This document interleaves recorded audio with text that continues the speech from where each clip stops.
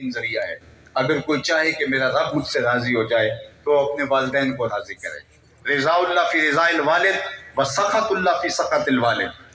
حقوق العباد میں اللہ رسول کے بعد، اللہ رسول کے حق تو فائق ہیں، اللہ رسول کے بعد سب سے زیادہ حق جو ہمارے اوپر عائد ہوتے ہیں وہ والدین کے حقوق ہیں، اور والدین کے حقوق کے حوالے سے ہمیں بہت زیادہ حساس ہونے کی تلقین کی گئی ہے۔ اور اللہ کے محبوب علیہ السلام سے جب پوچھا گیا تو آقا کریم علیہ السلام نے فرمایا کہ سب سے زیادہ حق تیرے اوپر تیری ماں کا ہے۔ پھر پوچھا، پھر کہا تیری ماں کا، پھر پوچھا، پھر کہا تیری ماں کا، چوتھی مرتبہ پوچھا تو فرمایا تمہارے باپ کا۔ خوش نصیب ہیں وہ لوگ جن کے ماں باپ ان سے راضی ہوتے ہیں اور ان پر جو ہے وہ خوش ہوتے ہیں۔ اور میں نے کتب تصوف میں پڑھا ہے، ایک روایت اس کی تائید میں مجھے مل گئی، جو شخص روزانہ اپنے والدین کے لیے دعا کرے، والدین زندہ ہوں یا والدین فوت ہو گئے، روزانہ ان کے لیے دعا کرے، ساری زندگی اس کے رزق میں بے برکتی نہیں آ سکتی۔ اور وہ اعمال، جن اعمال کی جزا اللہ دنیا میں بھی دیتا ہے آخرت میں بھی دیتا ہے، ان میں سے ایک ماں باپ کو راضی رکھنا ہے۔ اور وہ اعمال جن کی سزا دنیا میں بھی ہے اور آخرت میں بھی ہے، وہ ماں باپ کو ناراض کرنا ہے، حقوق الوالدین۔ اللہ کے محبوب نے ایک دن صحابہ سے مخاطبت کرتے ہوئے فرمایا، الا انبئکم باکبر الکبائر، میں تمہیں بڑے بڑے گناہوں کی خبر نہ دے دوں؟ تو صحابہ نے کہا بلا، کیوں نہیں حضور، ارشاد فرمائیے۔ تو فرمایا الاشراک باللہ، سب سے بڑا گناہ اللہ کے ساتھ کسی کو شریک ٹھہرانا ہے۔ پھر اس کے بعد دوسرا بڑا گناہ فرمایا وہ حقوق الوالدین، والدین کی نافرمانی کرنا ہے۔ اور پھر حضور نے وجلس وکان متکئا، حضور ٹیک لگائے بیٹھے تھے، ٹیک چھوڑ دی، اور فرمایا الا وقول الزور وشہادۃ الزور، سن لو، اور جھوٹ بولنا اور جھوٹی گواہی دینا، یہ کبیرہ گناہوں میں سے بھی اکبر الکبائر ہے۔ جھوٹی گواہی دینا، جھوٹ بولنا، والدین کی نافرمانی کرنا اور اللہ کے ساتھ کسی کو شریک ٹھہرانا، یہ کبیرہ گناہوں میں بھی اکبر الکبائر، بڑے بڑے گناہ ہیں۔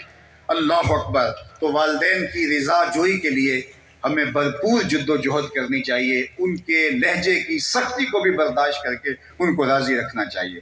اللہ کی رضا والدین کی رضا میں چھپی ہوئی ہے۔ اللہ اکبر۔ حضرت اویس کرنی رضی اللہ تعالی عنہ ماں کی خدمت کو اس قدر اہمیت دی کہ صحابی بننے کا شرف حاصل نہیں ہو پایا، بلکہ آقا کریم سے ملنے بھی آئے اور حضور کہیں گئے ہوئے تھے۔ ماں نے کہا تھا بیٹا زیادہ دیر رکنا نہیں، جلدی آ جانا۔ تو یمن سے مدینہ المنورہ آئے، کچھ دیر انتظار کیا، حضور تاخیر سے پہنچے لیکن یہ واپس آ گئے۔ تو جب واپس آئے تو حضور اپنی قمیض کے بٹن کھول کر کے لمبی لمبی سانسیں لیتے ہیں اور فرماتے ہیں مجھے یمن سے رحمان کی خوشبو آتی ہے۔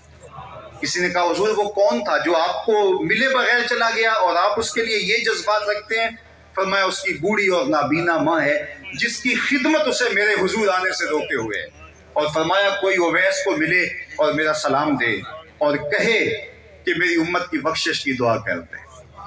اللہ اکبر۔ حضرت علی المرتضیٰ رضی اللہ تعالیٰ عنہ اور حضرت عمر رضی اللہ تعالیٰ عنہ حضرت اویس کے پاس گئے اور جا کے ڈھونڈا، تلاش کیا اور حضور کا پیغام دیا، سلام دیا۔ تو حضرت اویس کرنی تڑپ اٹھے اور کہا کہ حضور کی زبان پر کیسے نام آیا تھا اویس، کیسے کہا تھا اویس کو میرا سلام دینا؟ جب یہ پیار دیکھا تو حضرت عمر نے، حضرت علی نے کہا رضی اللہ تعالیٰ عنہما نے، اتنا پیار حضور سے تو آپ حضور کو دیکھنے کیوں نہیں آئے؟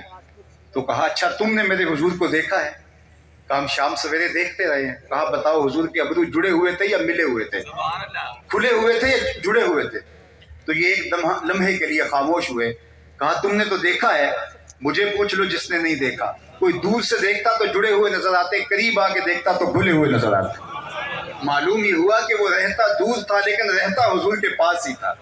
تو جو ماں باپ کے خدمت گزار ہوں ان کی دعائیں رد نہیں ہوتی۔ تو کہا اسے کوئی کہے کہ میری امت کی مغفرت کے لیے دعا کرے۔ خوش نصیب ہیں وہ لوگ جو اپنے ماں باپ کے فرما بردار ہوتے ہیں۔ یہ سایہ جب چھن جاتا ہے تو اس وقت پتہ چلتا ہے کہ یہ کتنی بڑی نعمت ہے جو چھین لی گئی۔ انسان کڑکتی دھوپ میں آ کھڑا ہوتا ہے گنی چھاؤں سے جب ماں باپ چلے جاتے ہیں۔ اللہ اکبر۔ اور میں آخر میں مال عبد من صدقہ، اور میں محمد صلی اللہ علیہ وآلہ وسلم اللہ کی قسم اٹھا کے کہتا ہوں کہ صدقے سے مال گھٹتا نہیں ہے۔ صدقے سے مال گھٹتا ہوتا تو اس امت کے سب سے غریب شخص کا نام ابو بکر ہوتا، لیکن صدقے سے مال گھٹتا نہیں ہے، صدقے سے مال بڑھتا ہے۔ تو ہر سال مجھے احباب کہتے ہیں کہ آپ کتنے ہزاروں لاکھوں لوگ جمع ہوتے ہیں تو آپ فنڈ کی ترغیب دیں، تو میں کہتا ہوں چل رہا ہے، تو ہم اسی وقت میں کوئی اور دو چار چیزوں پہ بات کر لیں گے، لیکن اس مرتبہ تقریباً پورا خطاب ڈاکٹر صاحب نے اس موضوع پہ کیا، اور میں بھی اپنی گفتگو کے اختتام پر اگر آپ 5-7 منٹ مجھے اور جو ہے وہ حوصلہ رکھ کے سن لیں تو میں اسی موضوع پہ